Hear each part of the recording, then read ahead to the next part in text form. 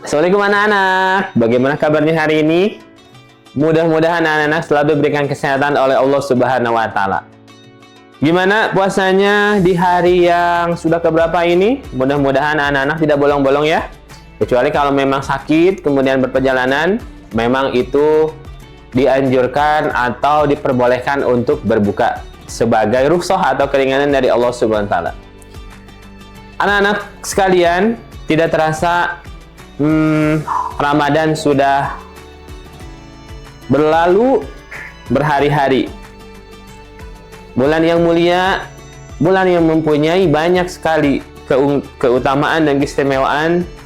Sayang jika kita melewatkan di hari-hari menjelang Ramadan sudah mau berakhir. Ada suatu malam di mana ketika kita beribadah di malam itu, maka pahalanya Masya Allah luar biasa sekali anak-anak. Pahalanya dalam salah satu surat dalam Al-Quran disebutkan sama dengan 1000 bulan. Kalau kita konversi, 1000 bulan itu sekitar 83 atau 84 tahun. Nah, jadi kalau misalkan anak-anak nih sholat tarawih di malam tersebut, maka seumpama anak-anak itu sholat tarawih 84 tahun. Bayangkan anak-anak ya. Karena sebagaimana kita tahu bahwa usia dari umat Nabi Muhammad itu rata-rata 63 tahun. Atau di Jepang di sana kemarin pas saya baca berita ada yang sampai 100 tahun. Jadi sangat luar biasa sekali malam Lailatul Qadar ini. Jika kita mendapatkan malam tersebut di 10 malam terakhir, maka pahalanya seperti 1000 bulan atau 84 tahun. Nah, apakah anak-anak mau tahu bagaimana sih cara memperoleh Lailatul Qadar tersebut? Ada 3 tips bagaimana kita bisa mendapatkan Lailatul Qadar. Pertama, niat yang kuat. Dalam sebuah nas disebutkan innamal a'malu binniyat. Ada juga yang menyatakan innamal a'malu bi khawatimuha. Jadi sesungguhnya segala sesuatu itu diukur dari akhir sesuatu tersebut. Contoh nih, kalau di bulan Ramadan, awal Ramadan, anak-anak rajin masih tarawih, kemudian baca Al-Qur'annya 1 surat 1 hari, kemudian sudah mau akhir-akhir, misalkan melempem nih, nah berarti yang dinilainya adalah terakhirnya. Oleh karena itu, karena bulan Ramadan 10 terakhir itu di mana Lailatul Qadar diturunkan, maka kita harus mengencangkan niat kembali.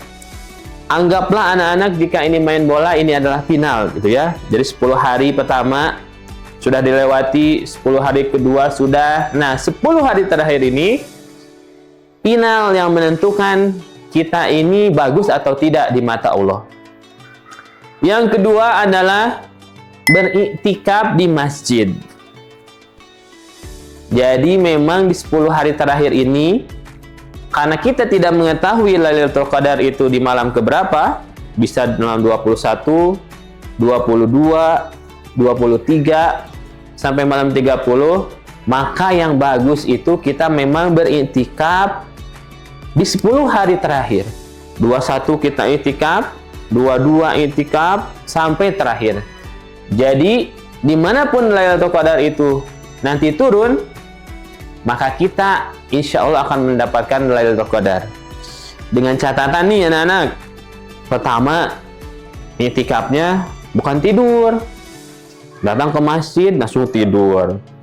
Itu bukan iktikaf ya. Iktikafnya berdiam diri di masjid tapi beribadah, boleh melakukan sholat-sholat sunnah, boleh juga kita membaca Al-Quran, berzikir kepada Allah, atau melakukan perbuatan yang baik lainnya. Pak, aku mau belajar, boleh. Atau misalkan mau membaca kembali pelajaran di sekolah, boleh. Yang penting diisi dengan hal-hal yang baik. Dan yang terakhir adalah istiqomah anak-anak. Kalau misalkan di tanggal 21 sudah melakukan itikaf, 22 sudah, maka sisanya harus itikaf supaya istiqomah. Kalau tidak istiqomah, maka akan ada yang bolong, dan siapa tahu Lailatul Qadar itu akan turun ketika kita tidak istiqomah. Nah, itu anak-anak, tips 3 tips dari Pak Syahrul untuk mendapatkan Lailatul Qadar. Mudah-mudahan kita senantiasa diberikan pertolongan oleh Allah untuk mendapatkan Lailatul Qadar ini. Sekian yang ingin saya sampaikan. Assalamualaikum warahmatullahi wabarakatuh.